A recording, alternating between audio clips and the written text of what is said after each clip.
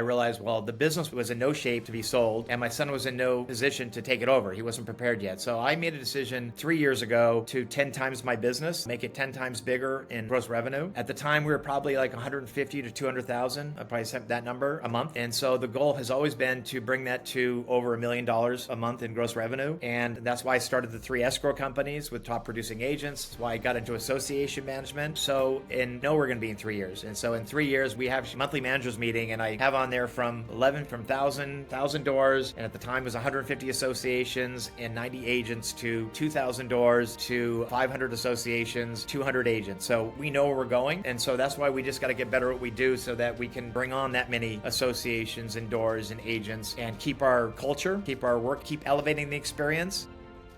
Welcome to the Property Management Success Podcast, where we interview leaders in the industry to uncover the secrets to profitability, efficiency, and achieving true freedom, whether it's your time, money, or lifestyle. I'm your host, Tony Klein, and I'm here to help you build a wildly successful property management business. Let's get to it.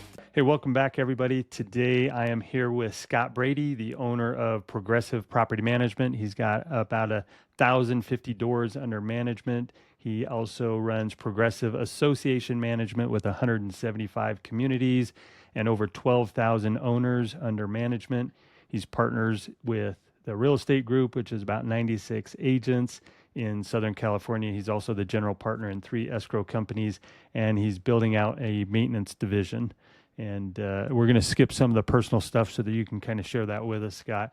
But welcome to the show. Yeah.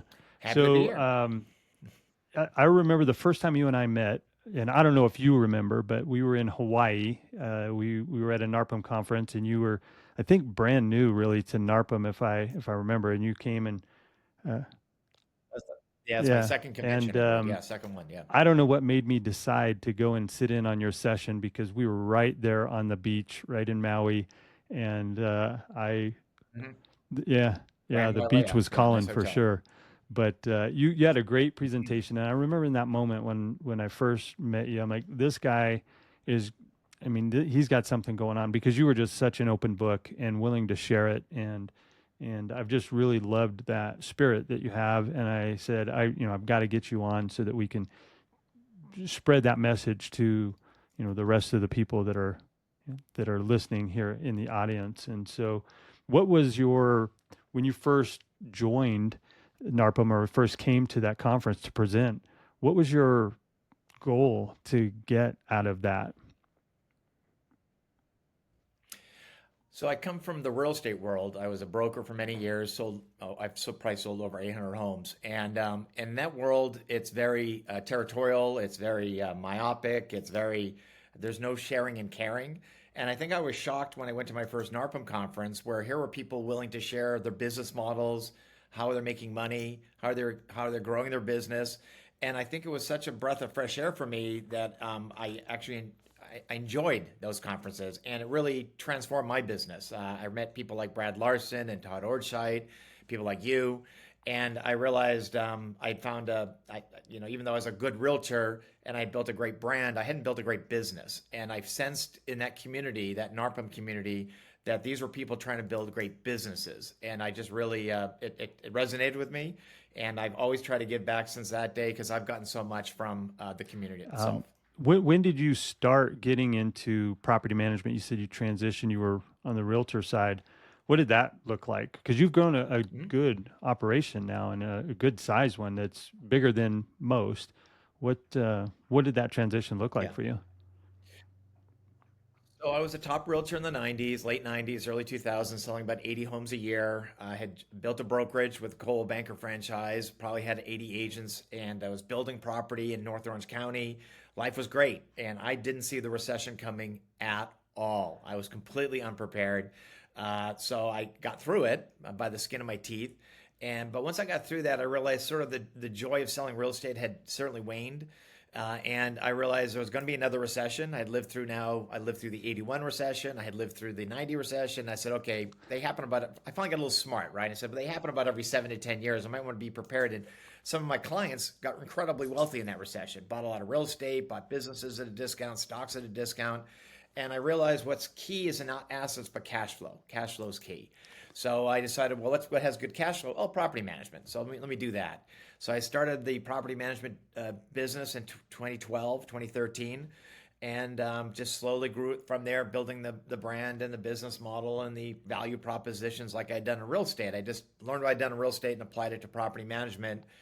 And then I discovered NARPM like in 2017, maybe 18. Um, right before I'd done that, I had decided to let my real estate agents become property managers, and that was the big pivot for me in the business was hiring licensed agents and then giving them doors to manage and put them on a split, and that's driven our whole business model since then. So that's why we have 96 agents, but I would say the vast majority are either community managers or property managers for us. And that's how I pivoted to that space. So yeah, but 2012 when I started it, and all I try to do every year is improve every business we're in, and still trying to do When that you with first property started management. it, you set up basically like a portfolio manager, and you were the portfolio manager? Yeah. I was the guy meeting the owners. I was the guy driving to hour to meet. I started with zero doors, and I've had no acquisitions at either company. And you can't teach somebody unless you know how to do it yourself, right? So I was hired my first property manager. So we were portfolio for the first few years, and what was happening in Southern California, we started getting leads from. In Southern California, a house might be 30 miles away. That could be 2 hour drive, and I couldn't have my property managers driving 2 hours coming back. So I decided, well, I have agents that live in that area. Let's we have a very big geographic area in Southern California. We manage properties from Canoga Park to Menifee, which is a 3 hour drive, and so it just made sense to have people who live locally who could work from home be the Now, property managers. you are the only one that I know of that operates in that model. Do you have other people that you know of that, because it's pretty unique from the people that I talk to that have not just adapted or tried that model, but you've been very successful with it. Do you know many other people that run with that model? I don't. I know that our friend Mark Cunningham. I think his agents are also the BDMs, and they kind of have that same similar role. The struggle was that we had a very low profit margin back in the day because we only had really a management fee, and as an industry, we've pivoted to tenant fees and tenant programs, owner fees and owner programs. So it was a struggle, for the first, when maybe I was at 500 doors to really get a good profit margin. That became easier once we started implementing a lot of the things that other people have done in the industry. And now we really make most of our money on the association management side. Yeah, the advantage of our business model is that we have independent contractors who work from home, who have a high quality of life, who provide incredible customer service. And the negative is I've got, 35, 40 branch managers that we don't have a lot of control over. So it's hard to have them implement a program because they don't get the money from that, right? They get the money from the base management fee. So, you just kind of learn, and it has its strengths and its weaknesses. But it was never a dream of mine to have an office full of 30 community managers and property managers. It was. I like the idea of managing 1,000 properties with really on the management side, really 2 employees here in house. And then everything else is out there. Community management, not so much. You've got to have more staff on the community management side, but not on the property management, One of the residential things management side. that, just a brief history for me, I started out where I was the one that was doing all of the showings and all of that. And then as we grew, I did the same thing with you. I really owned a real estate brokerage that just happened to do property management. When I bought the brokerage, I Mhm. really wanted the brokerage, and they, at the time, were managing 31 doors. I'm like, well, okay, I'll take that too. And so it was just sort of this add on for a while. And so I did the same thing where I just had real estate agents that they'd go out and do the lease showings or whatever. And at some point, I determined for myself that I needed to transition that and really have more control over them instead of them being independent contractors, have them be W 2s and really be able to set their schedule and have the accountability and the KPIs and all of that. And it sounds like you've made it work without having to do that. How do you control? You mentioned giving really quality or high quality service to your clients. How do you control that or enforce that or encourage that? Like, what's that look like?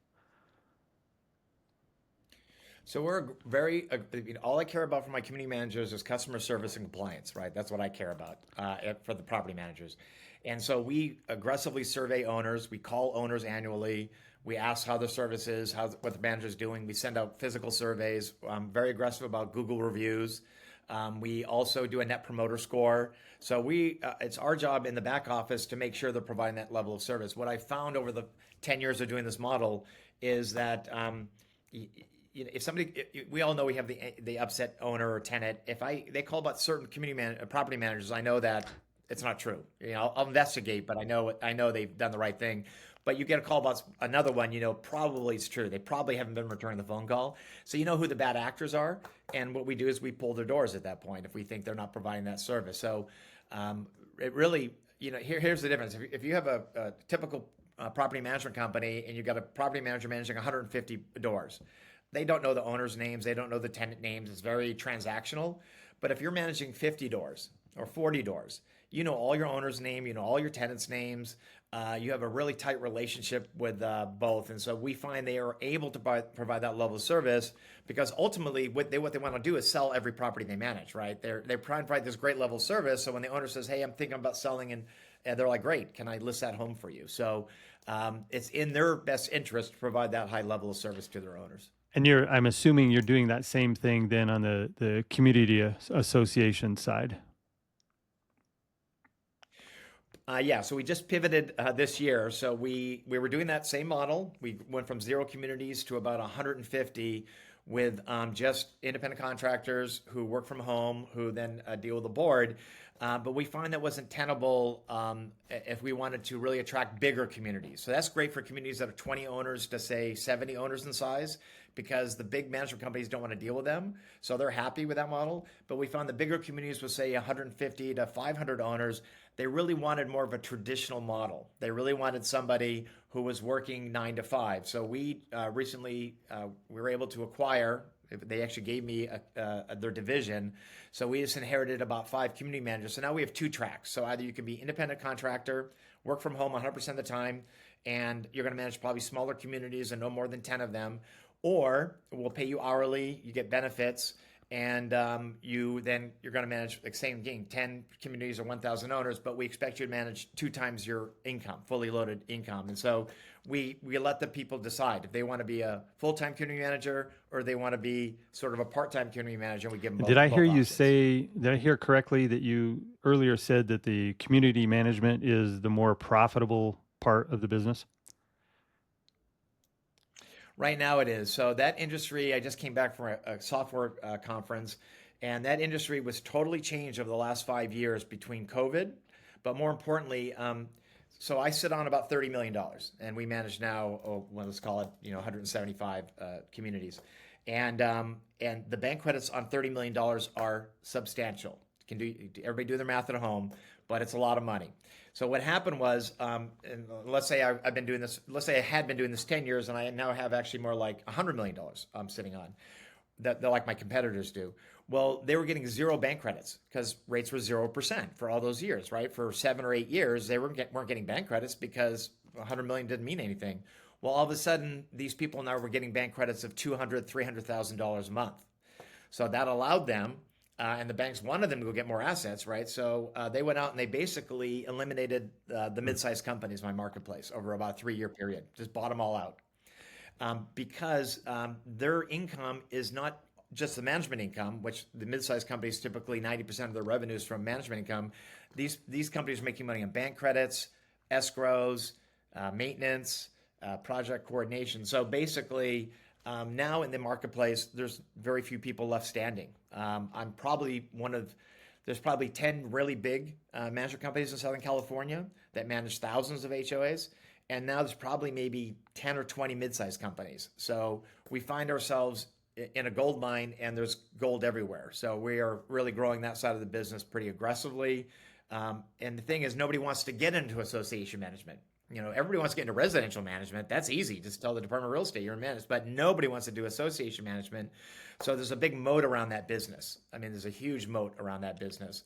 And it took us a couple years to figure it out, but we have figured it out. Now we add about 5 to 6 associations. So briefly, let's just take a time out or a detour here, and for the people that don't know what you're talking about with the bank credits, because I think that's a, there's a lot of people out there that do know what we're talking about with those, but there are people that are listening that don't. So can you share a little bit about how that works? And then I want to circle back around and talk to you about if somebody was interested in getting into association management, what that would look like.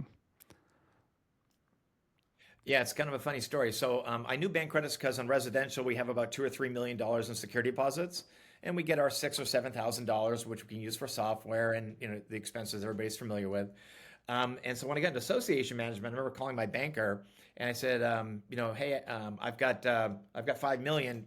Do I get anything for this, or is it because I got to pay interest on it to the communities? And she said, "Of course you do. We just take out whatever interest you pay to your communities." Well, we don't pay almost any interest to the to the community, so it's basically you're still getting the same full bank credit, and so you get a percentage of what's on deposit. Out there, I hear anywhere between 2 and 3%. It's pretty traditional out there. So if you're getting on the high end 3% on 30 million dollars, well, that's 90,000 less whatever interest you're paying, whatever your bank expenses are, and that money must be used for certain purposes, right? And I had no idea that what was occurring in residential could occur in association management.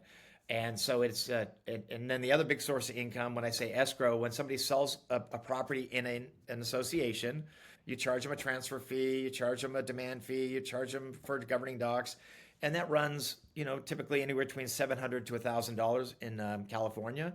And so if you have a portfolio of 10,000 owners and 300 sell, well, there's another, $300,000. And there's the key thing on the bank credits and on the escrow, there's no labor costs. It's all automated.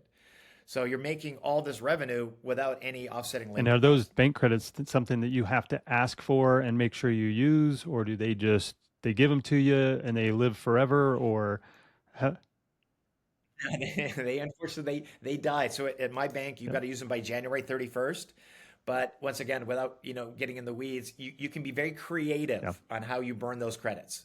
And like I said, I remember I got to a certain level. I'm like, I can't spend this money fast enough. And they said, "Come on, Scott, we're going to pull you into a small room and tell you how you're going to do it." And so you can transfer those credits to a different entity, basically, and you can spend it on marketing and all the expenses that aren't covered by the bank credits. And that's what really allows us to grow our business. We put a lot of money back into marketing. I probably spend on marketing between both channels, it's certainly north of $10,000, $10,000 to $12,000 a month on marketing, so we can keep on growing it. I've created this beast, and I've got to feed the beast. Meaning, if I add 3 more agents, I've got to come up with 9 more communities. I got to come up with 30 more doors.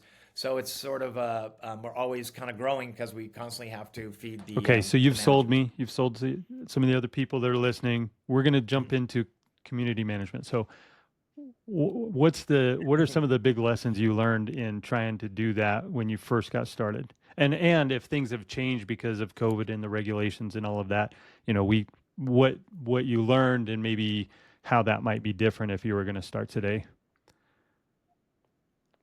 Yeah, I get this question a lot because I go to the conferences and I'm happy to speak on the pros and cons of association management. Either you're in it or you're not in it. You can't put your toe in the water. You can't manage 10 communities well. You can't manage 30 communities well. You've really got to be, I think, to me, you got to be at 50 to 100, depending on the size of the communities and because it's different than in residential. Arguably, you could outsource everything. I know people who manage 400 doors and they've got 2 employees and they outsource operations, they outsource everything basically. You can't outsource HOA. You've got to have accounts payable, accounts receivables, you got to do monthly financials, you've got operations, you've got collections. So that industry so far has not figured out how to outsource almost anything. They do on the escrows, that's HomeWise docs. But everything else is sort of old school. They just started using RTMs, remote team members. That's a new thing in association management, which of course we use remote team members on residential. Now we use them in association management. And so that's a competitive advantage of ours. But I think people think, well, I'll manage 3 or 4 communities. You won't do it well, and you'll take your eyes off which is the most important thing, which is your residential management company. I was willing to take the risk, and also I think the employees on the on the association management side are more expensive. A good controller is 6 figures. A senior in California, a senior community manager makes almost 6 figures. Exempt employees in California, which typically a community manager is considered an exempt employee. They work weekends and overtime. That's $70,000 in California. So you can't pay those people those kind of wages and manage 5 communities or 10 communities. So I knew in my marketplace we could grow because there's a stat that something like almost 70% of boards would not recommend the management company they currently have. So I knew there was a pain point, right? Conversely, in residential management, only 5% of owners who have management are unhappy. So once they hire a residential management company, owners are happy. They're thrilled. They never want to go back to managing it. Whereas in association management, over half the boards are currently pissed off at their management company. So I knew if we could solve that problem, provide a higher level of service, promote it well, and really all our pitches, we don't. Our community managers manage fewer communities, and we pay them more. That's really and we phrase that better, but that's what we tell the boards out there, that you don't have to live with the devil. There's a better option, because these big companies like First Service is huge. They have layers of management, layers of costs. They're making their community managers manage 15, 20 communities, 2,000 owners. And so that's just the niche we found. Well, I want to switch gears a little bit and talk about when we put together some initial just show notes, and one of the things that you talked about was the subject of unreasonable hospitality. And I'm assuming that you're taking some of the concepts that they talk about in the book and trying to apply that to property management. And that was really interesting to me. So I want to dig into that a little bit deeper. Number one, what led you to decide that was the program that you wanted to implement there? And it's more of a philosophy than a strict program. But I know a lot of property management companies that are just plugging along, and some things are broken, some things aren't, but they're not getting enough complaints to change things, but they're getting enough complaints that they should. And so when you mentioned unreasonable hospitality, that's one of the things that I'm really passionate about. I talk a lot about building championship teams and having a championship team at my company, and evaluating everything through the lens of, would this happen or would this be tolerated on a championship team? And the answer is no, then we shouldn't be doing it here. And so I want to dig into that a little bit more and see how you've rolled that out and implemented it at your companies.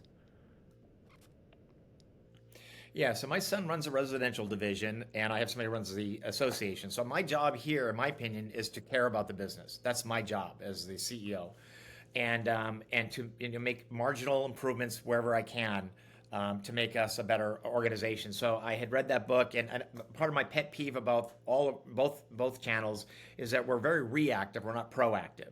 So owners hear from us when something breaks. Owner hears from us when the tenant's not, abiding by the contract. Owner hears us annually when we do a renewal, right? And they don't hear us, otherwise they're not hearing from us. And the same thing's true with boards. They only hear, we're very reactive.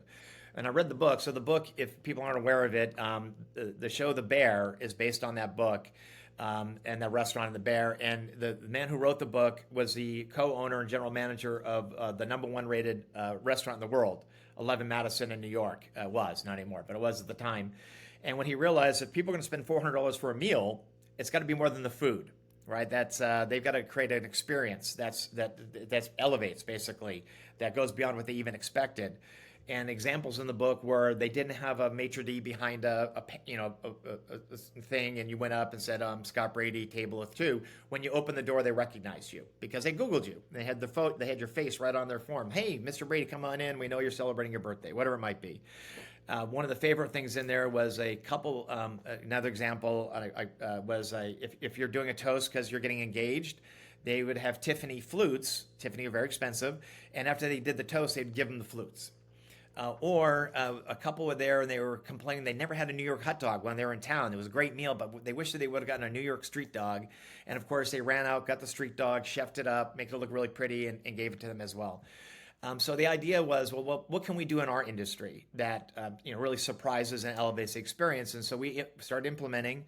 For example, every 3 years we do a drone of every property we manage. So they see the front, they see the back, they go, wow. Because in my marketplace, cash flow is becoming less and less important, and the assets becoming more important to the owner. So the rental they bought 10 years ago for $300,000 or $400,000 is now worth $1.2 million. And yes, the rents have gone from 2,000 to 3,000, but that asset's so much more important to them. So our job is to constantly remind them how, that we're taking care of this asset.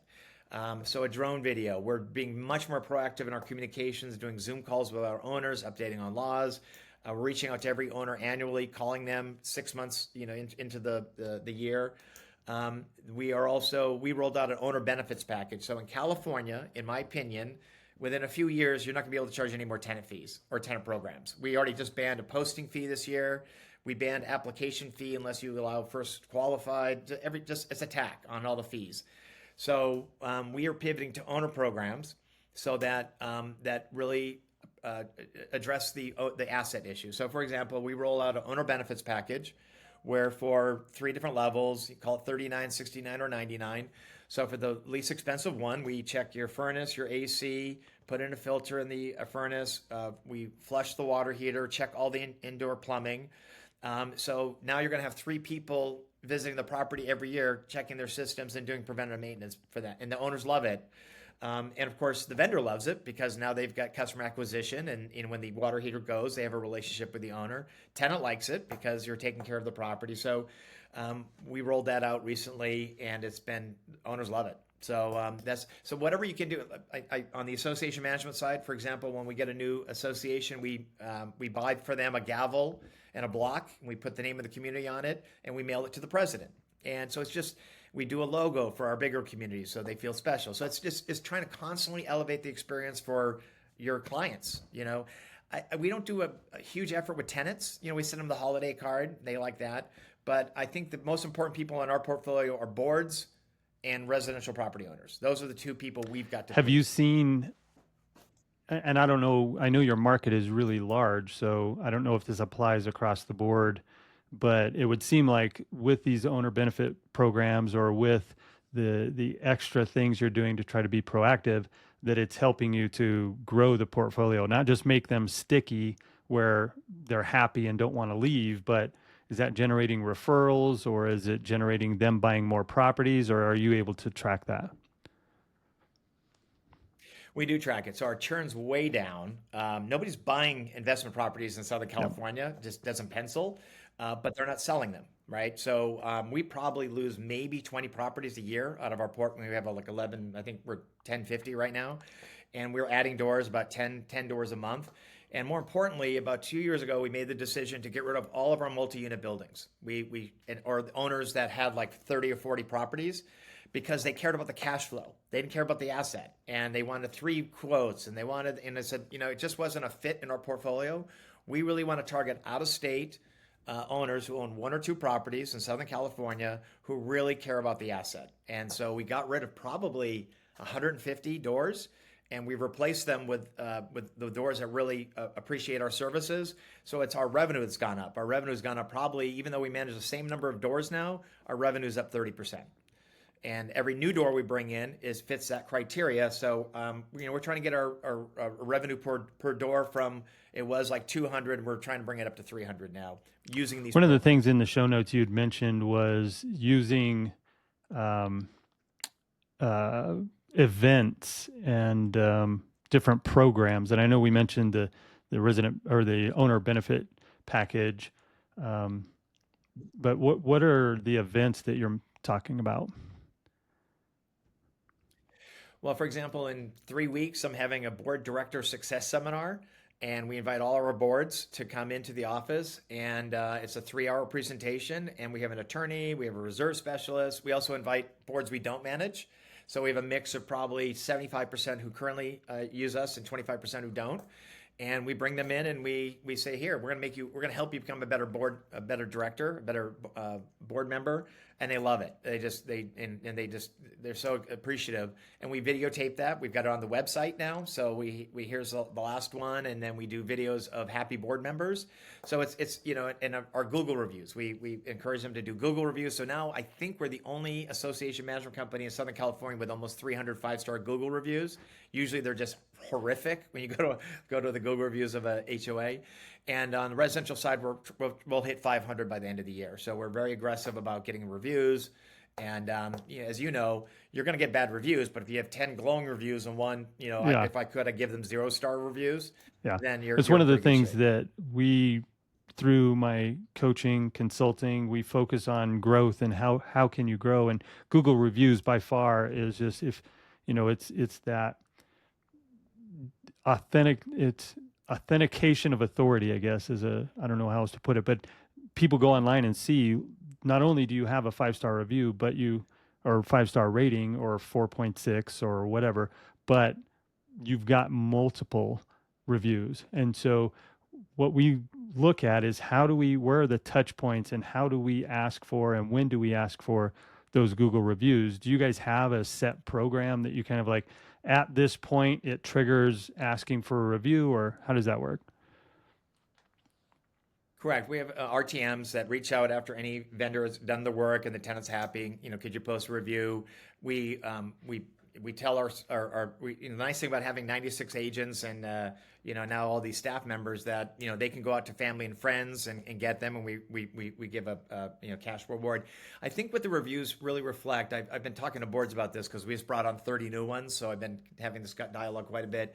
There's really two types of people in this industry. There's either the carpetbagger, and that's the owner who's in it because there's good profit in property management. The numbers look good. But there, and the other one's a missionary. And to me, I really care about setting a higher standard of excellence in this industry. Our people that work for us love our business model. They get to build a business under our business, work from home, be independent contractors, have the lifestyle they want, and we expect them to provide that level of service, right? So it's a win-win in our company. And I just people ask me all the time, am I going to sell the company? And the answer is no, never. My son might after I'm dead, but because I really enjoy our industry. Always had a bad reputation. In real estate, property management has a bad reputation. Nobody wants to do property management. You a loser. You can't sell real estate. You have to do property management. They really look at us like we're the redheaded stepchild. And then residential management looks down at association management. What, you couldn't figure out how to do residential management? You had to go to association management. So by making all of our channels better, real estate, property management, and association management, that's why I'm in the industry. It's to make a buck. That's great. But to make a difference is even more important to me, and leave a You legacy for talked my about family. elevating the level of service that you're delivering across all three channels. How do you got a lot of people that you've got to make sure they're delivering that high quality service. Do you have organized training, or do you have everybody comes to the office? Is it an online Zoom thing? Like, how do you make sure that people understand what the core values or the mission, the vision of, like, how do they make decisions in absence of having Scott Brady sitting right next to them telling them what to do? Yeah, and that was our weakest point, and we finally corrected it about a year ago. Was recruiting and training and teaching them our principles. We would just take anybody. Come on, you want to do association manager? Get on board. And we finally realized that wasn't good. So we have gotten very good. We probably interview 10 agents a month, and 3 will stick. 3 will be the ones we think that's a good fit for our business model, and then we'll give them one community managed with 30 owners. And if they do that well, then we give another community and a bigger community, and we kind of set that way. It's also using like in next week we have an all managers meeting here, and I'll get up and talk about elevating the experience. I'll talk about rowing in the same direction. So, and it's using video. It's using all the tools in the toolbox, social media, everything we've got to communicate. And I think they know that if I get that email or that call, because every owner has my email, every board has my email, that you didn't return a call. And by the way, we also have performance guarantees. So if we don't respond to an owner call within 48 hours, and when a community we manage, we credit the community $100. So we also put in guarantees in our contracts. So if I'm writing a check for $100, I'm going to be pissed at somebody. So they know that everybody has access to me, both staff and owners and board members, and it will get to me if they're not performing. Now, I have a saying that the customer's not always right, just usually, because we are in an industry where there's a loose definition of emergency. In association management, there's an owner who doesn't understand we have laws we have to abide by, and we can't just take the white people. We've got to look at all qualified candidates. So I will have that dialogue. I will research first and decide if it's them or us. But if it's us, they know there will be repercussions. Yeah. Okay, so I want to ask you a question about what's next. So I want to flash forward into the future 5 years now. So 5 years from now, I'm now interviewing Scott Brady from 5 years from now. What's been going on? What's your life looking like now? What's the business look like? What are you up to? Just share a little bit about what the future looks like for you. Yeah, and I think I did a speech last year, and only time I cried on stage. So I was diagnosed with cancer 3 years ago. I have cancer in my shoulder right now, but they're going to remove it. And so when I had that wake up call 3 years ago, I realized, well, the business was in no shape to be sold, and my son was in no position to take it over. He wasn't prepared yet. So I made a decision 3 years ago to 10 times my business, make it 10 times bigger in gross revenue. At the time, we were probably like 150 to 200,000. I probably set that number a month. And so the goal has always been to bring that to over $1 million a month in gross revenue. And that's why I started the three escrow companies with top producing agents. That's why I got into association management. We know we're going to be in 3 years, and so in 3 years we have a monthly managers meeting, and I have on there from 11 from 1,000 doors, and at the time it was 150 associations and 90 agents to 2,000 doors, to 500 associations, 200 agents. So we know where we're going, and so that's why we just got to get better at what we do so that we can bring on that many associations and doors and agents and keep our culture, keep our work, keep elevating the experience. The nice thing about being as big as we are now, I think our revenue, excluding escrow, we're now running almost 400. I think 500,000. Is that I can hire A players now. When I was sort of at 150,000 a month gross, and figure out your profit margin, I hired B players because they were cheaper. I could afford that, but now I can afford A players. And what I have found is that A players demand A work. They demand the people that report to them to do A work. And so what we have found that we're hiring A players now is that the entire all the team members are really up their game, and they understand there's a higher standard required here. So yeah, in 3 years, I intend to. I work pretty much 9 a.m. to 1, and then I read. I'm kind of like Warren Buffett. I read pretty much every day, 2 hours a day. I write. I wrote an article for the residential magazine the other day, and I like to present as well. So once I got sick, I realized time's pretty important. I was back then. I was 58 when I got sick, and so by the time I'm 70, I'll be out of it. But I love coming to work. I love working on this company. I love working with the people. I love watching my son grow into his role. He now runs the residential division completely. And so it's a joy to come to work. And I used to work in the business, then I worked on the business. Now I work with people who work on the business. And I get to do what I do whenever I want to do it. So in 3 years, I'll be doing the same thing, it'll just be a little bigger. Well, Scott, I appreciate you coming on and sharing all of that with our audience. Is there anything else? I'll give you the last word. Is there any other topic that you wish we could have covered or would have covered? And then we'll close out after that.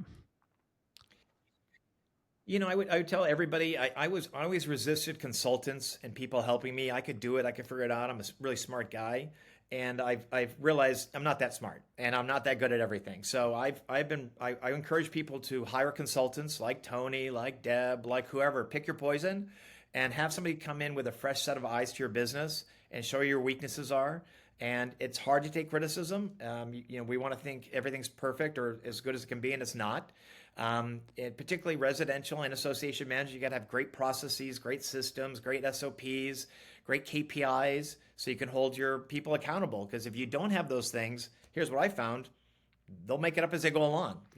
How do you know if they're doing a great job if you know what the standard is? So we're getting a lot better at that. I always tell my group we've gone from a nice little small business, and hopefully in 3 to 5 years we're a pretty big business. And with that size, you've got to have really good structure and system. So don't be afraid to reach out to a good consultant who can come into your business and give you a different perspective. All right, Scott, thanks. We're going to wrap it up here, and appreciate the time. And I can't wait to connect with you again at one of the next conferences. I'll see you a broker owner. I'm definitely going to be a broker owner in Colorado. Thanks for tuning in to the Property Management Success Podcast. We'll be back with another value-packed episode to help you level up your property management game. If you've got something valuable out of today's episode, please share it with a friend or colleague, and don't forget to subscribe and leave a review so you never miss out on future insights and strategies and tactics. Until next time, here's to your success.